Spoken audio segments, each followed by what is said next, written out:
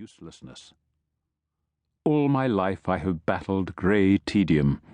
The challenges of mental work and physical exertion, the escape of music, and the occasional dose of drugs have aided me, but always I could reassure myself that the ennui was temporary, that it would not be long before some criminal laid his scent before me, and I would be off.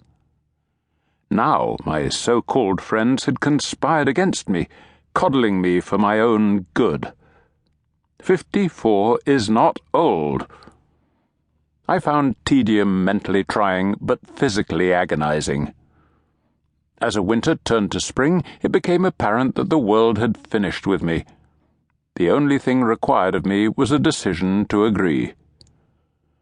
So, that absurdly sunshiny April day, with a throb of distant guns and ominous basso beneath the rhythm of waves against chalk cliffs, and a small, clear bottle in the old rucksack at my feet as my hands used the fine camel-hair brush to daub paint on individual honeybees, and my colour-assisted eyes tracked their subsequent flight, and my mind circled ever closer to a decision.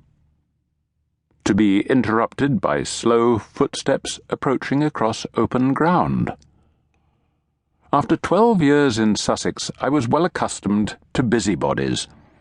Everyone in the county knew who I was, and although they took care to protect me from the intrusion of outsiders, they felt no compunction to offer the same protection from their own attentions.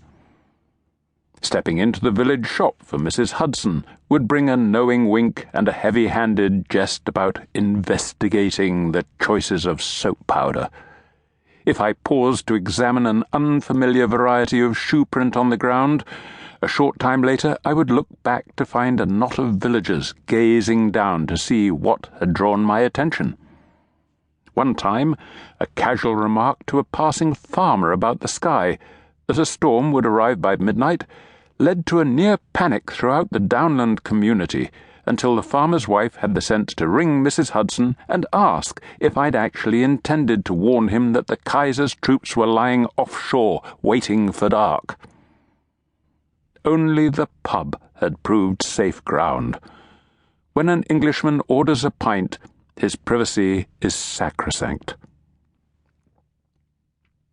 Every so often, perhaps once a year, I would become aware of what is known as a fan. These were generally village lads with too much time on their hands and too many penny dreadful novels on their shelves. Trial and error had shown that a terse lecture on personal rights, coupled with a threat to speak to their fathers, would send them on their way. Now, it seemed, I had another one. I turned to watch the owner of the slow footsteps approach. The lad was wearing an old and too large suit, a jersey in place of shirt and waistcoat.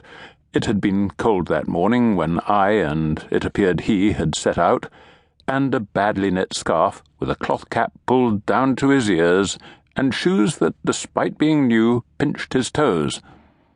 His nose was buried in a book, as if to demonstrate his noble oblivion to any world-famous detectives who might be hunkered on the ground. But he had misjudged either his path or his speed, because he was aimed right at me. I waited, but when he neither shifted course nor launched into a performance of astonishment, I cleared my throat.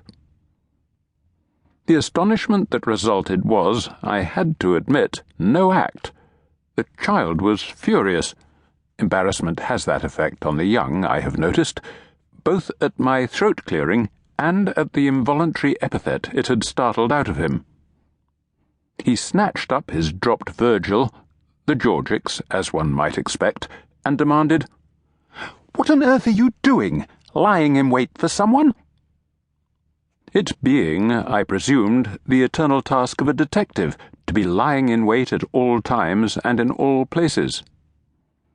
I should think that I can hardly be accused of lying anywhere, as I am seated openly on an uncluttered hillside minding my own business, when, that is, I am not required to fend off those who propose to crush me underfoot.